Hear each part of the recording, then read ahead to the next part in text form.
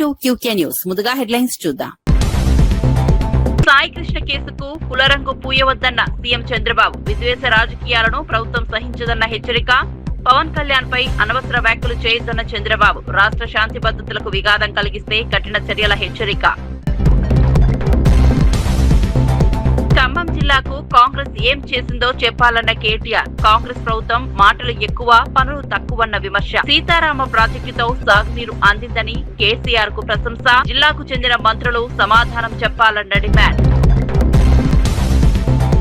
పవన్ కళ్యాణ్ వ్యాఖ్యలపై స్పందించవద్దని నేతలకు పేర్నినాని సూచన. శాఖ నిర్వహణ కంటే వ్యాఖ్యలకే ప్రాధాన్యమిస్తున్నారన్న విమర్శ. ప్రజా సమస్యలపై ప్రభుత్వం దృష్టి పెట్టాలని సూచన. పార్టీ శ్రేణులు సంయమనం పాటించాలని పేర్నినాని పిలుపు. సంక్షేమ పథకాల అమలుపై వివరాలు వెల్లడించిన పొన్నం. కొత్తగా 2 లక్షల పెన్షన్లు మంజూరు చేశామన్న మంత్రి. హైదరాబాద్ లో 1,00,000 ఇళ్ల నిర్మాణానికి ప్రణాళిక సిద్ధం. ప్రజా సమస్యల పరిష్కారానికి ప్రభుత్వం కట్టుబడి ఉందన్న స్పష్టం.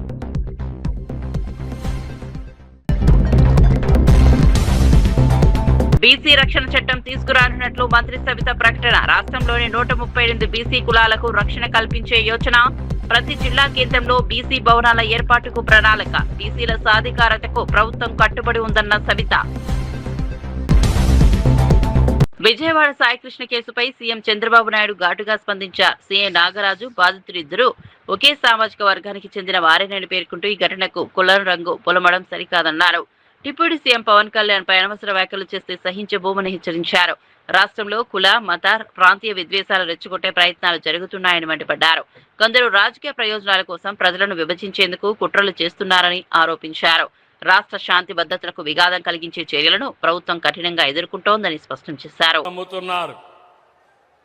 మీరు చూసుంటారు, నా రాజకీయ జీవితంలో చాలా మందిని చూశారు, కానీ కన్నార్పకుండా అబద్ధాలు చెప్పడంలో దిట్ట గొడ్డలి పార్టీ నాయకుడు. అవునా కాదా తమ్ముళ్ళని అడుగుతున్నా.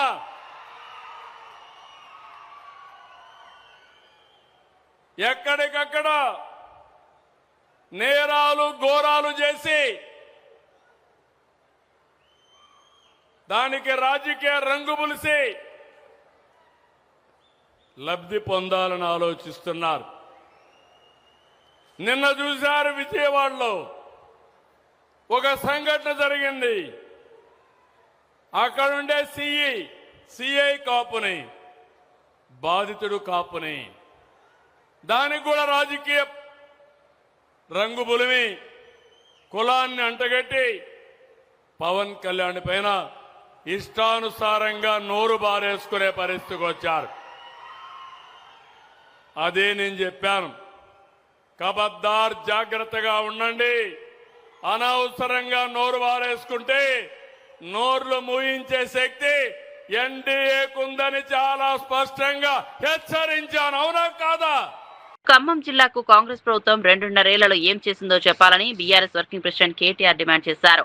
రాజీవ్ సాగర్, ఇందిరాసాగర్ పేర్లతో పనులు ప్రారంభించి వదిలేశారని విమర్శించారు. కేసీఆర్ హయాంలో నిర్మించిన సీతారామ ప్రాజెక్టు ద్వారా 7 లక్షల ఎకరాలకు సాగునీరు అందిందని గుర్తు చేశారు.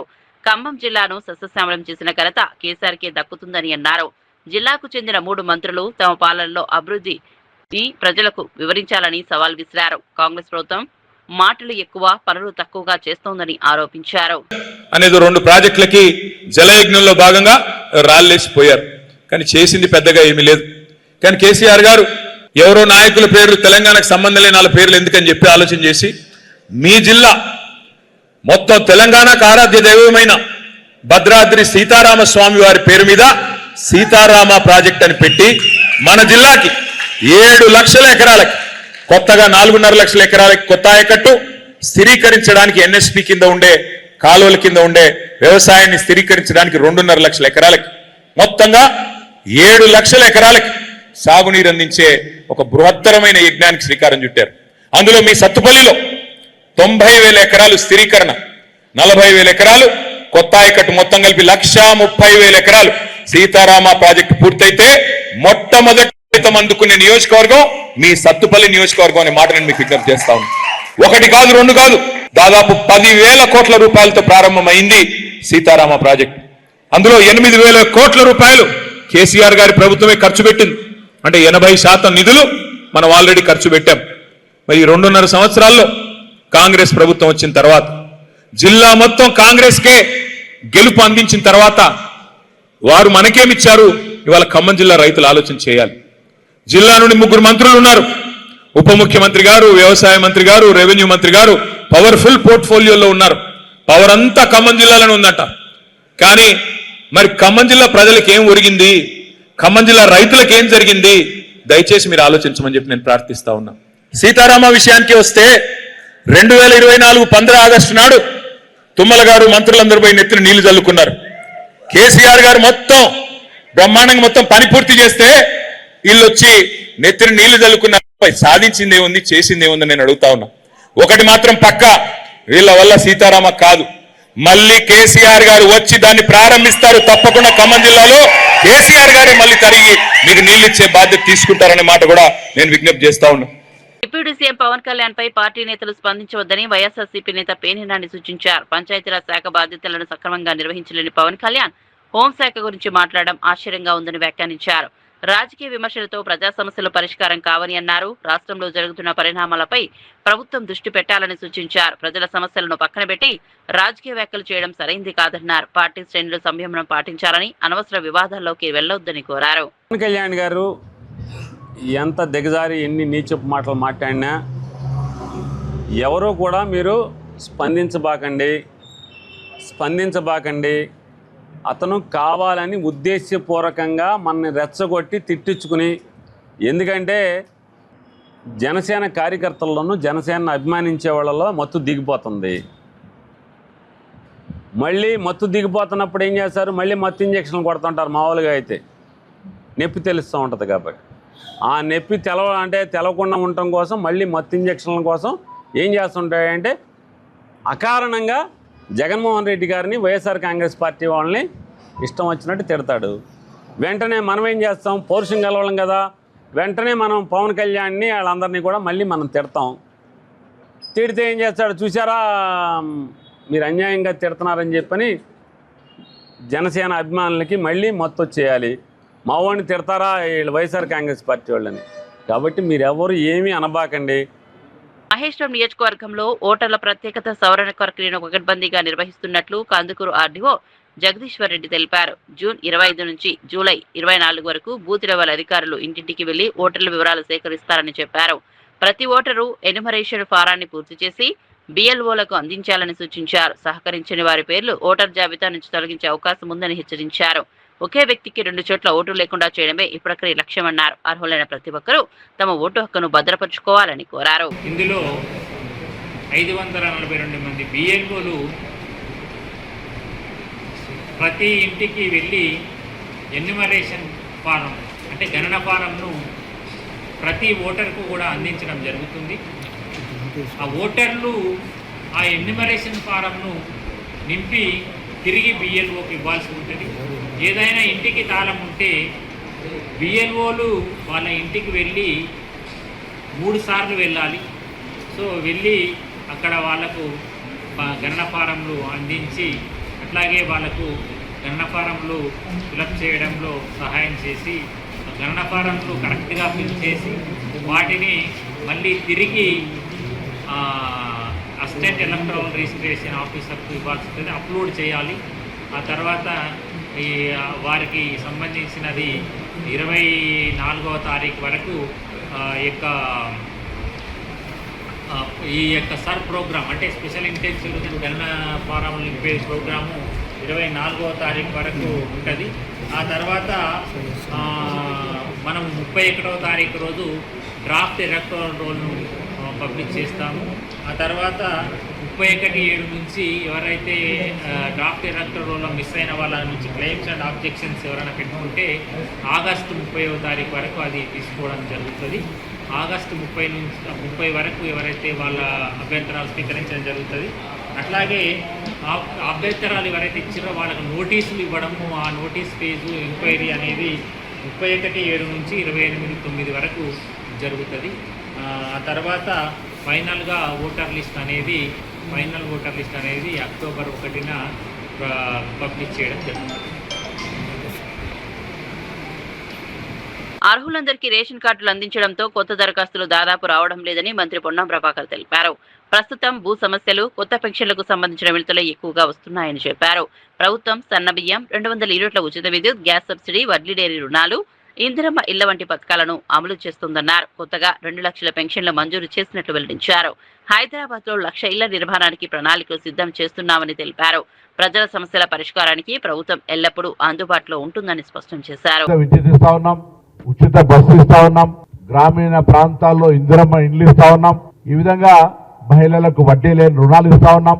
ఇవన్నీ కార్యక్రమాలు జరుగుతున్న దృష్ట్యా పిటిషనర్స్ కు సంబంధించినటువంటి ప్రధానంగా 2-3 అంశాల మీద రిప్రజెంటేషన్స్ వస్తా ఉన్నాయి. ఒకటి కొత్త పెన్షన్లు, అది కూడా 2 లక్షల పెన్షన్లు శాంక్షన్ చేసినాం కాబట్టి అది కూడా ఇష్యూ రిజాల్వ్ అయిపోతుంది.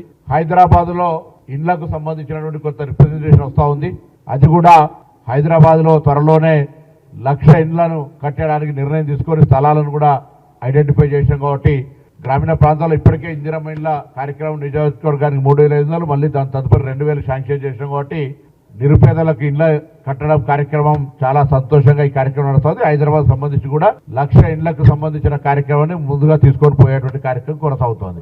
ఈ విధంగా ప్రజాపాలనలో కొంత వ్యక్తిగతమైన లేదా ఇతరత్ర కొన్ని అంశాలు తప్ప అనేక సమస్యలు పరిష్కరించి ఈరోజు ప్రజలంతా కూడా సంతోషంగా ప్రభుత్వం ఆశీర్వదిస్తూ ఎక్కడికి వెళ్ళినా ముందుకు పోయే విధంగా కొనసాగుతుందనే మాట నేను ఈ సందర్భంలో చెప్తా ఉన్నాను.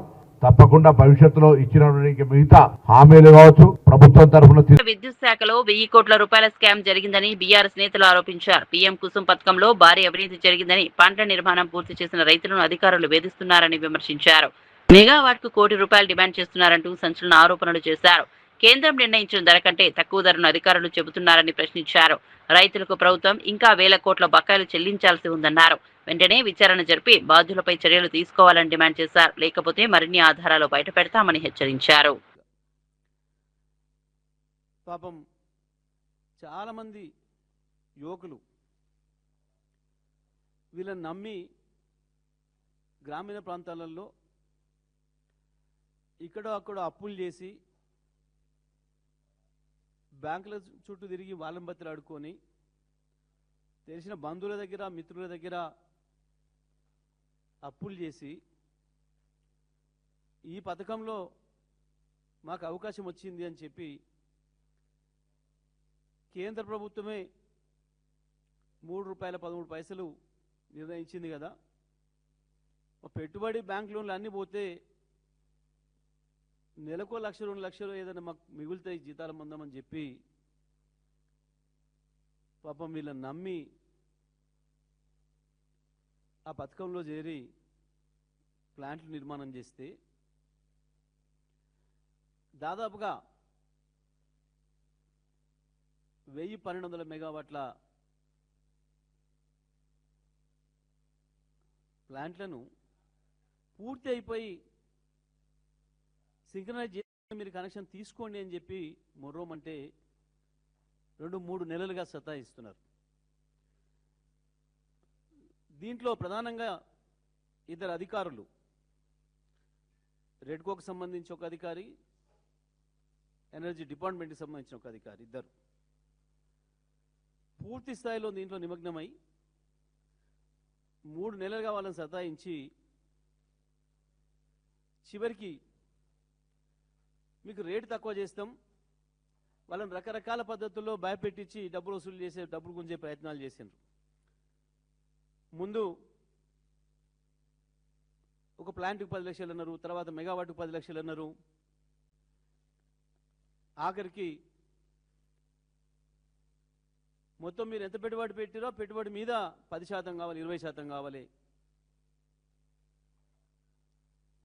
అని డిమాండ్ చేసి పాపం వాళ్ళు బ్యాంకు లోన్ మీద పడుతుంది. ఇప్పుడు 3 నెలల నుంచి వెళ్ళి కిస్తీ కడుతున్నారు. ఓ దిక్కు ప్లాంట్ పూర్తయింది, కనెక్షన్ ఇస్తే పవర్ జనరేట్ అవుతుంది,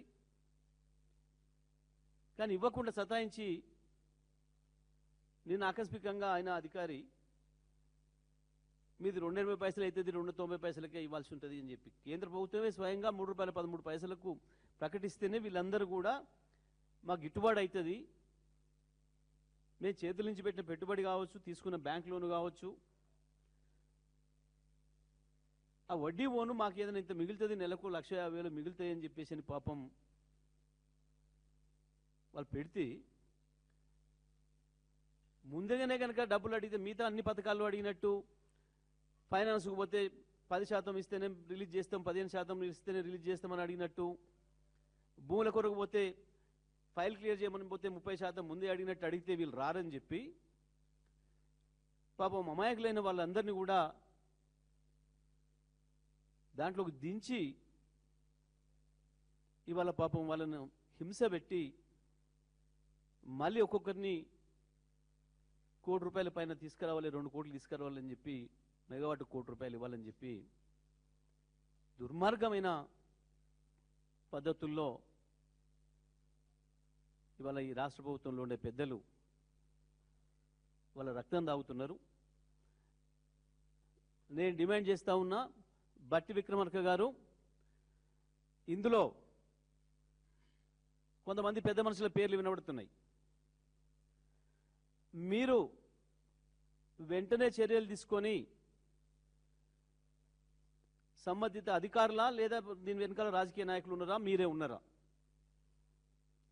దాన్ని పరిష్కారం చేయాల్సిన బాధ్యత మీ పైన ఉంది. ఎందుకు చేస్తలేరు?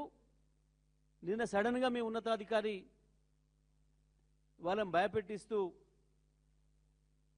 మీరు ధర తగ్గియాల్సి వస్తుందనే మాట ఎట్లా మాట్లాడుతున్నాడు? మీరు చెప్పిన స్కీములే కనుక వాళ్ళని పెట్టి ఆఫర్ చేసినప్పుడు కేంద్ర ప్రభుత్వమే స్వయంగా ₹3.13 నిర్ణయించి మీ డిస్కమ్లతో అగ్రిమెంట్స్ చేసుకోండి అని చెప్పినప్పుడు ఇవాళ అమాయకులైన వాళ్ళను అప్పుల పాలు చేసి ఏ రకంగా హింస పెడుతున్నారు? దీని మీద వెంటనే తగిన చర్యలు తీసుకోకపోతే తప్పకుండా ఇందులో ఆర్థిక మంత్రి, ఎనర్జీ మంత్రికి కూడా పాత్ర ఉందని భావించాల్సి వస్తుంది. ఇప్పటి వరకు అధికారుల లెవెల్ని జరుగుతుంది అది. దీని మీద చర్యలు జరగకపోతే తొందరలోనే అధికారుల పేర్లు కూడా బయట పెడతాం, అన్ని ఆధారాలు కూడా బయట పెడతాం. మంత్రికి కనుక అందులో సంబంధం లేకపోతే, ఒకవేళ ముఖ్యమంత్రి ఆఫీస్కే సంబంధం ఉన్నా వెంటనే వాళ్ళకి న్యాయం చేయాలని చెప్పి మేము డిమాండ్ చేస్తూ ఉన్నాం. అంతేకాదు, ఇవాళ వడ్ల కొనుగోలు పూర్తయిందని చెప్పి ప్రకటించారు. ఇంత మించిన దుర్మార్గం ఇంకొకటి లేదు.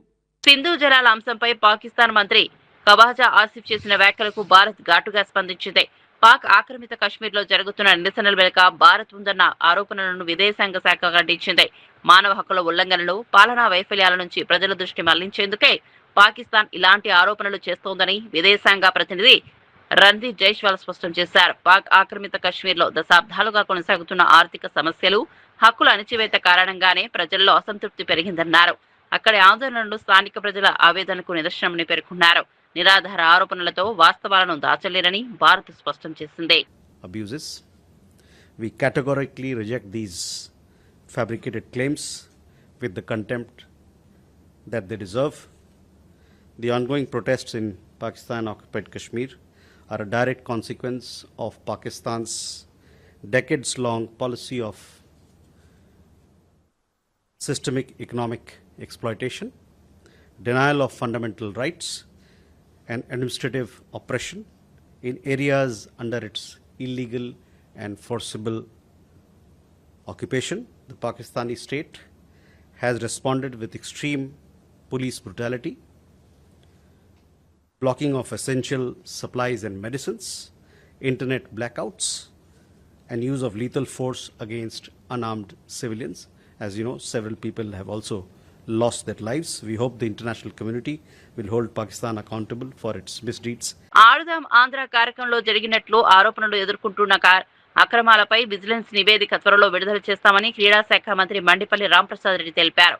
₹100 కోట్ల పైగా అవినీతి ఆరోపణలు వచ్చాయని, దోషులు ఎవరైనా చర్యలు తప్పవని హెచ్చరించారు.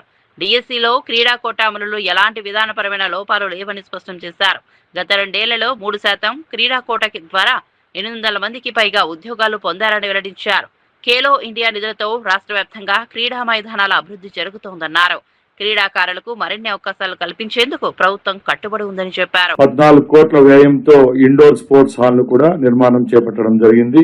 ఖేలో ఇండియా ద్వారా 25-26 సంవత్సరానికి సంబంధించి 75 కోట్ల రూపాయలు ఏదైతే సాయి ద్వారా వచ్చిన గ్రాంట్లతో ఈ రాష్ట్రంలో అభివృద్ధి కార్యక్రమాలు చేపట్టడం జరిగిందని తెలియజేసుకుంటున్నాం. అలాగే జాతీయ అంతర్జాతీయ క్రీడాకారులకు ఎన్నో నగదు ప్రోత్సాహకాలు ఇవ్వడం జరిగింది. దాంట్లో అంతర్జాతీయ పోటీల్లో పతాకాలు సాధించిన 3 క్రీడాకారులకు మొత్తం 5.60 కోట్ల రూపాయలు నగదు ప్రోత్సాహకాలను అందించడం జరిగింది. క్రీడాకారులకు ఉద్యోగ రిజర్వేషన్లు 2% నుంచి 3% పెంచిన ఘనత ఈ ప్రభుత్వాన్ని గౌరవ ముఖ్యమంత్రి చంద్రబాబు నాయుడు గారిని సగర్వంగా తెలియజేసుకుంటున్నా. డిఎస్సీలో నిజంగా తప్పు జరిగింటే ఆ రోజే చేసి ఉండాలి. ఇప్పుడు 8-9 నెలలు అయిన తర్వాత ఆ క్వశ్చన్ రైజ్ కాకూడదు. త్వరలోనే ఆడుదాం అందరూ అది బయటకు రాబోతుంది కాబట్టి ఏమైనా ఊహించుకొని ఈరోజు దీన్ని మాదాన్ని మళ్ళా మా ముందర పెట్టడం తప్పగా ఎక్కడ నిజంగా ఎవరైతే క్రీడాకారులు ఉన్నారో వాళ్ళు దీంట్లో ఎగ్జామ్ ఎవరైతే డిఎస్సీలో పార్టిసిపేట్ చేశారో వాళ్ళందరికీ న్యాయం అయితే జరిగింది. రాష్ట్ర చరిత్రలో తొలిసారిగా బీసీ రక్షణ చట్టాన్ని తీసుకోవడానికి ప్రభుత్వం సిద్ధమవుతోందని మంత్రి సవిత తెలిపారు. వెనుకబడిన వర్గాల గౌరవం, రక్షణ, సామాజిక న్యాయం కోసం ఈ చట్టం ఉపయోగపడుతుందని చెప్పారు. రాష్ట్రంలోని 138 బీసీ కులాలకు రక్షణ కల్పించేలా తుది ముసాయిదా సిద్ధమైందని వెల్లడించారు. ప్రతి జిల్లా కేంద్రంలో బీసీ భవనాలు, కొత్త పాఠశాలలు, ఉచిత కోచింగ్ కేంద్రాలు ఏర్పాటు చేస్తున్నామని పేర్కొన్నారు.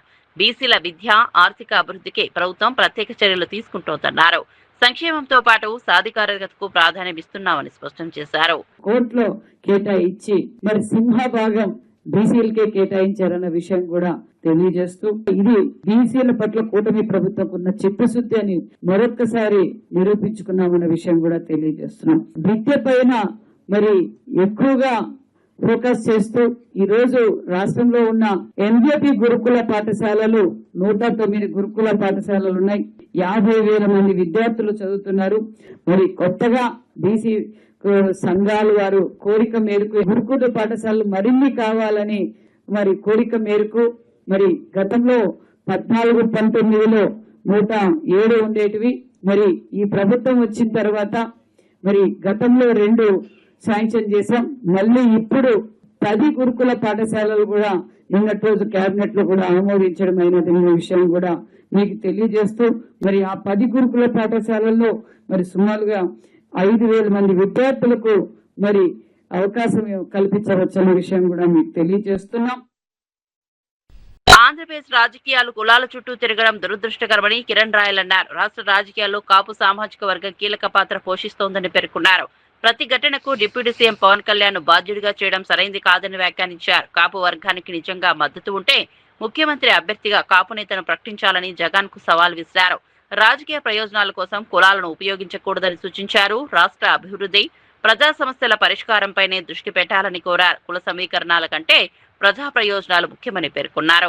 రాష్ట్రంలో ఎక్కడ ఏ సమస్య జరిగినా దాని చుట్టూ కాపు బెల్ట్ ఉంటుంది. ఈ రాష్ట్ర డిప్యూటీ సీఎం పవన్ కళ్యాణ్ గారు అన్నిటికీ కారణం అని చెప్పి ప్రచారం చేస్తారు వైఎస్ఆర్ కాంగ్రెస్ పార్టీ కాపు నాయకులు. వీళ్ళు ఈరోజు రాష్ట్రంలో కాపులు రచ్చబెట్టి కాపుల మీద చిచ్చు పెట్టి వేడుక చూస్తున్నారు. కూటమిలో తెలుగుదేశం జనసేన విడిపోవాలి, విడిపోతే జగన్ కు మంచి జరుగుతుంది ఆలోచనలో వీళ్ళు ఉన్నారు. వీళ్ళు 5 మందిలో ఎవరో ముఖ్యమంత్రి అవుతారంట. జగన్ సన్యాసం పంపిస్తారు, లేదా జగన్ అస్సాం పంపిస్తారో తెలియదు. కానీ ఈ 5 మందిలో మనం ఎవరో ఒకరు ముఖ్యమంత్రి అవుదాము, ప్రజల్ని మనం ఓటు అడుగుతాం, కాపు ఓటు బ్యాంకుతో అన్నారు. మంచి నిర్ణయమే. మీ జగన్మోహన్ రెడ్డికి దమ్ముంటే ఆయన ప్రెస్ మీట్ పెట్టో లేకపోతే ఒక స్టేట్మెంటో ఈసారి అధికారంలోకి వైఎస్ఆర్ కాంగ్రెస్ పార్టీ వస్తే ఈ 5 మందిలో ఎవరినో ఒక నేను కాపు ముఖ్యమంత్రిగా చేస్తాను అని చెప్పండి. పోలవరం ప్రాజెక్టుపై సాక్షి మీడియా ప్రచురించిన కథనాలను విజయవాడ ఎంపీ కేశినేని చిన్ని తీవ్రంగా ఖండించారు. జాతీయ ప్రాజెక్టుపై తప్పుడు ప్రచారం చేస్తూ ప్రజలను తప్పుదోవ పట్టిస్తున్నారని ఆరోపించారు. పోలవరం పూర్తి చేయడం ముఖ్యమంత్రి చంద్రబాబు నాయుడు కల అని, ఎన్డీఏ ప్రభుత్వం దీనికి పూర్తిగా కట్టుబడి ఉందని స్పష్టం చేశారు. గత 5 ఏళ్లలో వైఎస్ఆర్సీపీ ప్రభుత్వం ప్రాజెక్టు పురోగతిని దెబ్బతీసిందని విమర్శించారు. ప్రస్తుతం ప్రాజెక్టు వేగంగా ముందుకు సాగుతోందని తెలిపారు. రాష్ట్ర అభివృద్ధికి పోలవరం కీలకమని పేర్కొన్నారు. ప్రజలు తప్పుడు ప్రచారాన్ని నమ్మవద్దని సూచించారు. మీడియా వేదికగా ఒక ఫేక్ కథనం సృష్టిస్తాడు. ఆ కథనం మర్నాడు పొద్దున్నే ఈ ఫేక్ పేపర్ సాక్షి పేపర్లో, జగన్ రెడ్డి సాక్షి పేపర్లో, ఈ ఫేక్ పేపర్లో కథనం హైలైట్గా వచ్చేస్తుంది. ఫోటోలు డూపు, అన్నీ డూపే. ఇక ఈ ఫేక్ ఎంపీకి శిష్యుడు కాదు నాయకుడే, ఎందుకంటే ఈ ఫేక్ ఎంపీకి జిల్లా అధ్యక్షుడు అతను. ఆ జిల్లా అధ్యక్షుడు ఇంకో ఫేక్ మాటలు మాట్లాడతారు. అంటే ఇవాళ కనెక్షన్ ఏంటి? మొన్న కూడా చూసాం పోలీస్ కేసులో ఎన్జిటికి అంతకుముందు ఒక ఫేక్ కథనం సోషల్ మీడియాలో పెట్టి మళ్ళీ సాక్షి పేపర్లో రాసి మళ్ళీ ఒక ఇలా అధ్యక్షుడు వాడు వచ్చి ప్రశ్నిస్తాడు. అంటే వీళ్ళ ముగ్గురు కూడా ముందుగా ఫేక్ కథనం ప్రచురిస్తారు, పేపర్లో ఫేక్ న్యూస్ రాస్తారు, తర్వాత దాన్ని తీసుకుని వెళ్ళి వాళ్ళ జిల్లా అధ్యక్షుడి నోటి మీదుగా ప్రెస్ మీట్లు పెడతారు. 2 విషయాలు చెప్తున్నా. ఈ విషయాలు ఈ ఎన్జిటిలో ఆ రోజు కేసు ఉన్నమాట పడిన ఎన్జిటి, అంతేకాకుండా హైకోర్టు ఆ రోజు చివాట్లు పెట్టిన మాట నిజమా కాదా? అన్నిటికన్నా ముఖ్యంగా 2 లక్షల క్యూబిక్ మీటర్స్ అని వేశారు, కానీ 2 కోట్ల క్యూబిక్ మీటర్లు. 2 లక్షల క్యూబిక్ మీటర్లకి నిజంగా పోని నేను దోపిడీ చేశానని చెప్పి వీళ్ళు 2 లక్షల క్యూబిక్ మీటర్లకి 350 కోట్లు నేను దోపిడీ చేశాను అన్నారు. మరి 2 కోట్ల క్యూబిక్ మీటర్లకి దోపిడీ ఎంత జరిగింది? ఆ రోజు ఎంపీగా ఉన్న వ్యక్తి, ఆ రోజు జగన్ కోవర్ట్గా ఉన్న వ్యక్తి, ఆ రోజు ఇవాళ జిల్లా అధ్యక్షుడి కింద ఉన్న వ్యక్తి 380 కోట్లు మీ డబ్బులకి వెళ్ళినాయా లేదా? అంతేకాకుండా జగన్ రెడ్డి వాటా కింద ఎంత వెళ్ళింది? నేను 2 లక్షల కోట్లు చేశాను, నేను 300 కోట్లు సంపాదించానని రకరకాల కథనాలు రాశారు కదా, ఒక్క ఫోటో వేయరే, ఒక్క ఆధారం ఇవ్వరే. అంటే మీకెంతసేపు ఫేక్ ప్రచారం చేసుకుంటాం, ఫేక్ మాటలు మాట్లాడుకుంటాం, ఫేక్ మాటలు పైకెక్కిస్తారు. రోజు సాక్షి పేపర్లో ఈ అబద్ధాల సాక్షి పేపర్లో వచ్చే ప్రతిదీ అబద్ధమే. అబద్ధాలు చెప్పడం మర్నాడు దొరికిపోవటం, అబద్ధాలు చెప్పడం మర్నాడు దొరికిపోవటం. ఉత్తర కొరియా అధినేత కిమ్ జోంగ్ ఉన్ దేశ నావికాదళాన్ని ప్రపంచ స్థాయి శక్తిగా తీర్చిదిద్దే దిశగా కీలక నిర్ణయం తీసుకున్నారు. రాబోయే 5 ఏళ్లలో ప్రతి సంవత్సరం కనీసం 2 భారీ యుద్ధ నౌకలను నిర్మించాలని ఆదేశించారు. సముద్ర భద్రతను మరింత బలోపేతం చేయడంతో పాటు ప్రాంతీయ సైనిక సామర్థ్యాన్ని పెంచడమే లక్ష్యమని తెలిపారు. ఆధునిక ఆయుధ వ్యవస్థలతో కూడిన నౌకల తయారీపై ప్రత్యేక దృష్టి సారించాలని సూచించారు. అంతర్జాతీయ పరిస్థితుల నేపథ్యంలో రక్షణ రంగాన్ని మరింత బలోపేతం చేయాల్సిన అవసరం ఉందని పేర్కొన్నారు. ఈ నిర్ణయం ప్రపంచ దేశాల దృష్టిని ఆకర్షిస్తోంది.